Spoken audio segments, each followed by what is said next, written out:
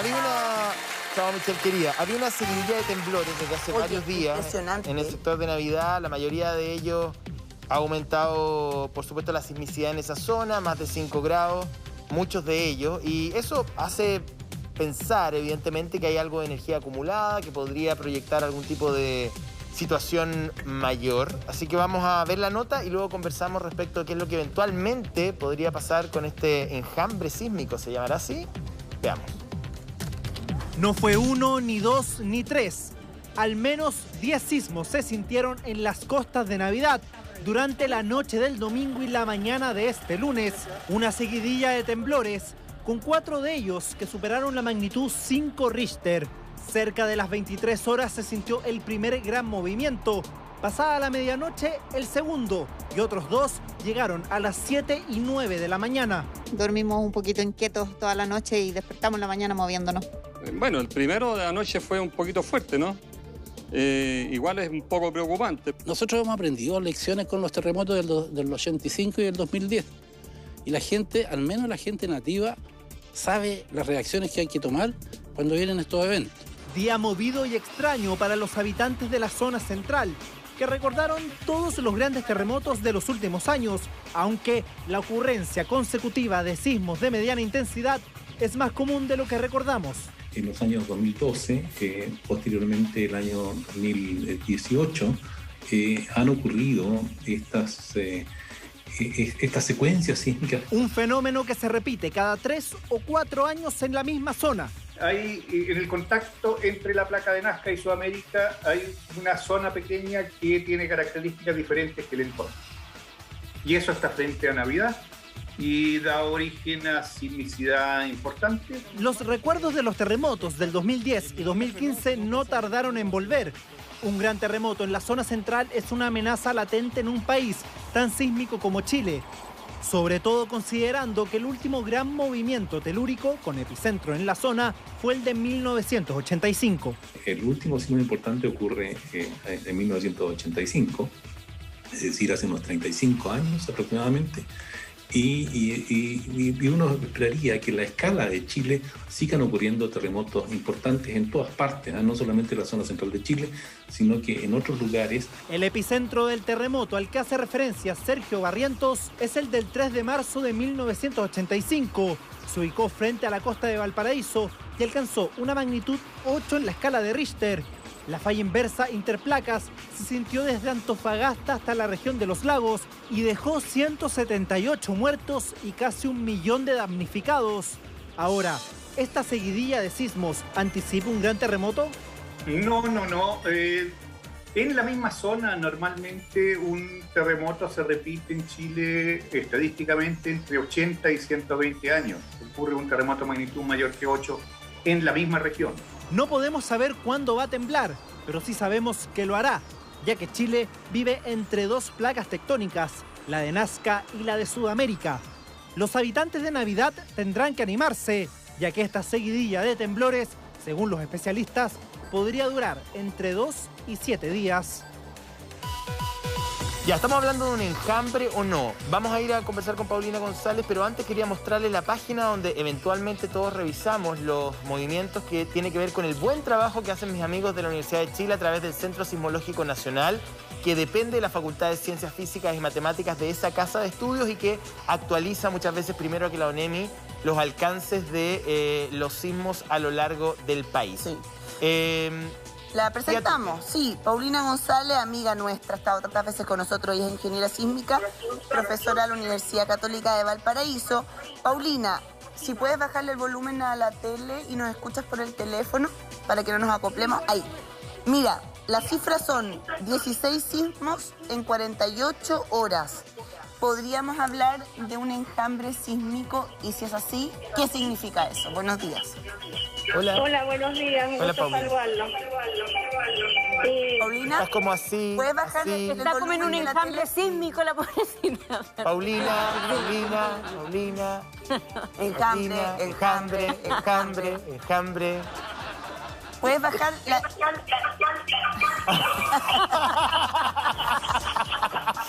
No escuché. Es que estás con eco, Paulina. Sí, que no sé por qué, porque tengo... Ahí no, ahí está bien. Ahí suena bien, parece. A ver, aló, Ahí estamos bien, ahí estamos bien. Ahí estamos bien. Ya. Paulina, ¿me escuchaste la pregunta? Soy yo el problema, parece. ¿Tú estás conectada? Parece que habla tú, ¿no?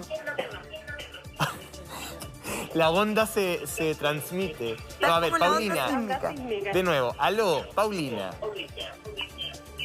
Sí. Ahí hablo yo. No, estamos mal. En la onda sísmica, nada que hacer.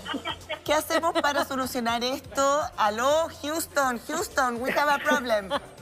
Es que, ¿de dónde estás transmitiendo, Paulina? ¿De la placa de Nazca y la placa sudamericana? Te pediría que salieras a la superficie, Paulina, por favor. Estoy hablando por el celular. Ahí sí. Ahora sí. ¡Bravo! Y te vemos, además. Ahora sí.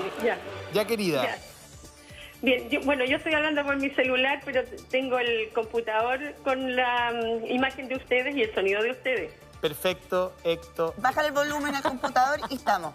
Paulina, te preguntaba... Le corté el micrófono al computador. Perfecto, ahí te escuchamos perfecto.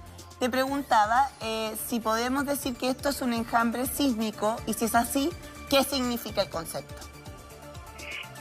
Bueno, la verdad es que tal vez todavía no podemos hablar de enjambre sísmico porque recién llevamos 2 días de eventos de una magnitud similar, entonces poco tiempo para considerarlo un enjambre. Si pensamos que para el terremoto de 1985, que fue costa afuera, pero más al norte de donde están ahora los epicentros, tuvimos una cantidad de sismos, no sé, yo diría 1000 era diario por más de un mes, todo febrero, incluso la mitad de enero, porque el terremoto fue el 3 de marzo. ¿Y cuál es el riesgo, Paulina? ¿Cuál es el riesgo de estos temblores sucesivos? ¿Hay un riesgo real? ¿Es habitual? Porque además se veía en Navidad, pero también se veían más hacia el norte y hacia el sur. Bueno, pero más al norte, más lejos en realidad. Sí, o sea, ya fuera de la zona de falla que podría llamarse. Okay. En Navidad sí hay, como indicaba el profesor Pardo, hay una zona de aspereza que en la zona de interacción entre las placas, allí hay, como en la superficie de la Tierra, que hay cerros, rocas, montes, entonces entre las dos placas también ocurre eso. Por lo tanto, hay zonas en que hay más aspereza y hay zonas en que hay menos. Entonces, esa es una zona donde hay asperezas, por eso se produce... Paulina, ¿sí? Para ir aclarando algunos conceptos que pueden estar instalados en la gente, incluso en uno mismo, respecto de estos enjambres o de esta seguidilla de temblores que responden, digamos, a la naturaleza también geográfica de nuestro país. Pero uno puede decir que una seguidilla de temblores es una liberación de energía que anticipa algo un poco más complejo o no necesariamente. Lamentablemente no necesariamente, porque si fuera así podríamos estar más alerta y definir que va a ocurrir un sismo de mayor magnitud. Pero puede ocurrir o no puede ocurrir. O sea, hay ocasiones en que, tal como el terremoto del 85, como decía recién, hubo más de un mes y medio de temblores premonitores o precursores del evento principal, que fue el del 3 de marzo, de magnitud 7.8. O sea, la liberación de energía durante la seguidilla de temblores puede estar conectado con un evento mayor o puede que no, que sean fenómenos completamente independientes. O sea, no son tan independientes porque es la zona donde... Placa, claro. Donde... que como hay, o sea, permanentemente está empujando, hay presiones en la corteza, entonces las rocas tienen su capacidad resistente. Entonces, cuando se excede la capacidad resistente de las rocas, que están deteniendo el movimiento, que lo están frenando, no, se desplaza. Claro. Se desplaza, se fractura la roca y se desplaza la placa de Nazca por debajo de la sudamericana. Exactamente, así. Es subducción, porque es subducción. Sí. Claro, es subducción, una placa subducta debajo, así de la tal otra. como está en la figura. Y lo que ocurre es que en la zona de interacción no es plana, no es lisa. Hay, tal como en la superficie de la Tierra, hay rocas, hay cerros, y allí entonces queda detenido el movimiento.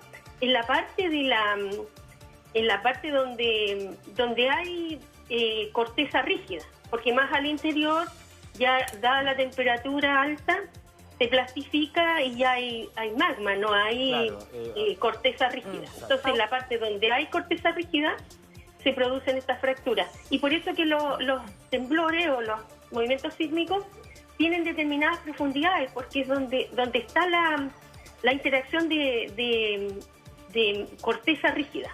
Paulina, ¿ya hay una cierta extensión de tiempo en que uno puede pensar que efectivamente se puede transformar en algo peor o no? Si esto continúa, por ejemplo, una semana más, ¿no hay de qué asustarse o hay que tomar ciertas precauciones? ¿Cómo se lee eso? La verdad es que siempre tenemos que estar preparados. No podemos anticipar si esto corresponde a los precursores de un gran evento o son una serie de sismos que ocurren cada cierto tiempo, no sobrepasan la magnitud de 5,5 y después queda en calma nuevamente porque la placa encuentra una aspereza de mayor capacidad resistente y queda nuevamente detenida, o no detenida, sino que, porque en realidad nunca se detiene, pero aumenta la presión y sigue aumentando en unas zonas que tienen mayor capacidad resistente. Paulina, mira, recién estábamos revisando un titular acá de un experto que pronostica, yo no sé si eso se puede hacer, que esta seguidilla de sismos podría durar 7 días más o hasta 7 días. ¿Se puede pronosticar eso? Y si es así, ¿se puede también pronosticar aproximadamente la magnitud? Entiendo que tú dices que puede ser, digamos, los precursores de un evento de mayor magnitud, pero en general han sido todos de magnitud similar hasta ahora. ¿Se puede saber cuántos días más va a durar? Lamentablemente no lo podemos saber.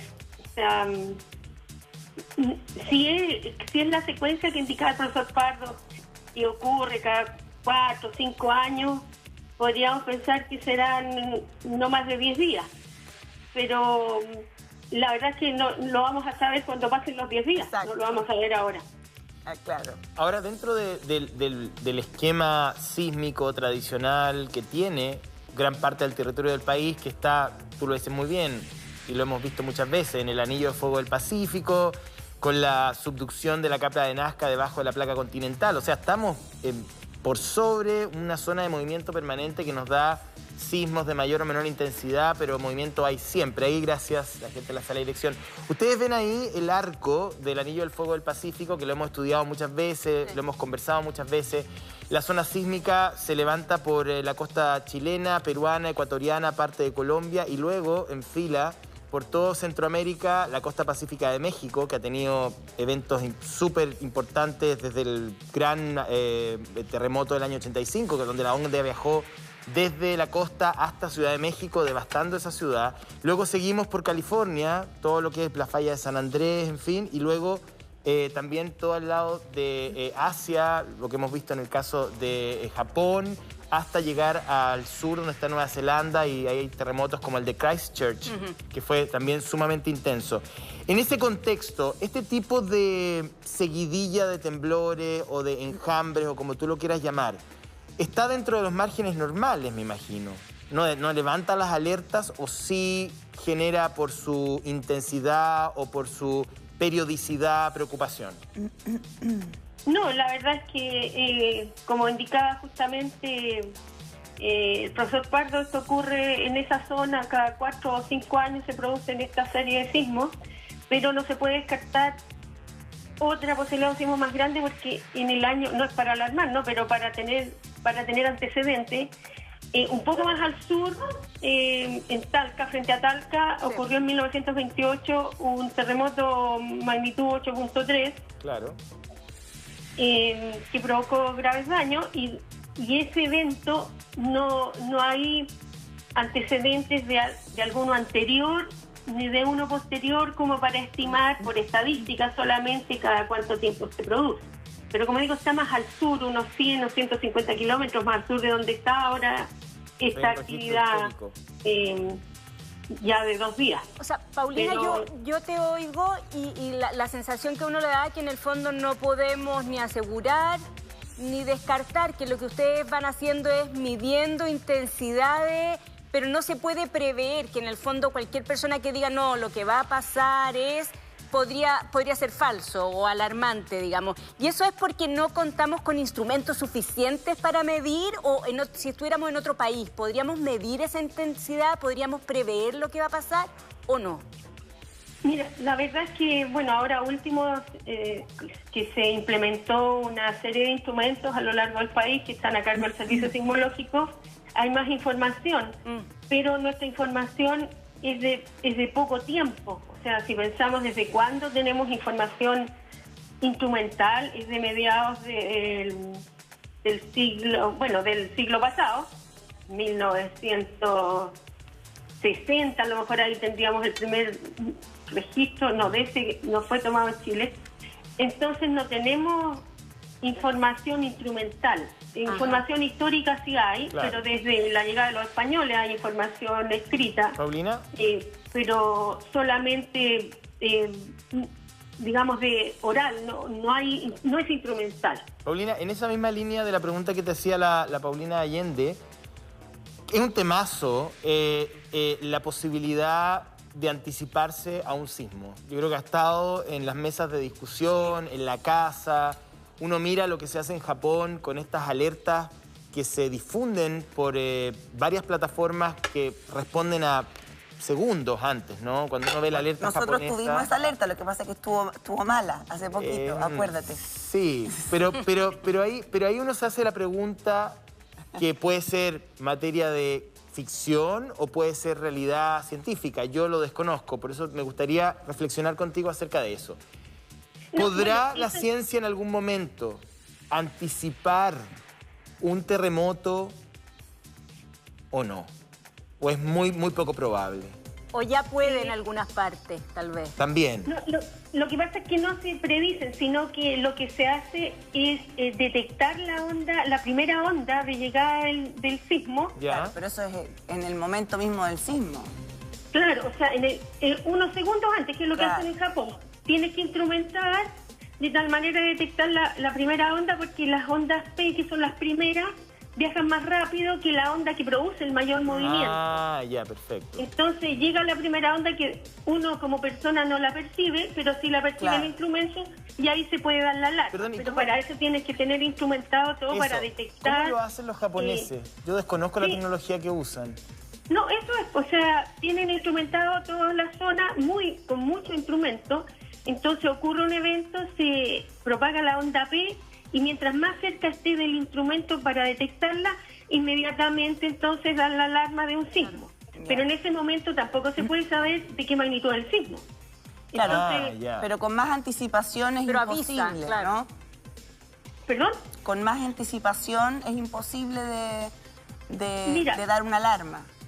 La única forma que uno pudiera predecir con la anticipación que uno quisiera, tendría que conocer exactamente la composición de la Tierra en cada punto y hacer un modelo matemático que representara a la Tierra con todas sus particularidades en toda la corteza, y de allí modelar para atrás por qué han ocurrido los terremotos, los tiempos.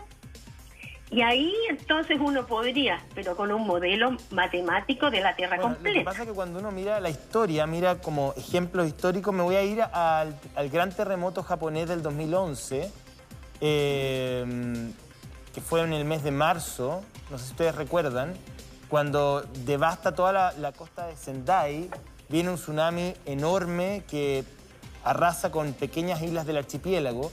Pero en ese momento se dio una alerta más o menos en torno a los 60 segundos antes del gran movimiento. O sea, lograron anticiparse un minuto y eso permitió, en un minuto, evacuar el edificio del aeropuerto. Que la imagen es impresionante, a lo mejor la pueden buscar en YouTube o en Internet, porque el agua negra, además, porque arrastraba cualquier cantidad de sedimento, entra a la pista del aeropuerto. Yo no sé si tú recuerdas, Paulina, esa imagen, yo la tengo súper grabada. O se rebalsan parte de los diques de contención en algunas zonas. Y si tú ves la magnitud del desastre que fue, el nivel de víctimas comparativamente fue muy bajo. Es decir, ese minuto sirvió muchísimo. Exacto. En 60 segundos los japoneses logran reducir lo que más puedan las consecuencias fatales de un terremoto con consecuencias de tsunami.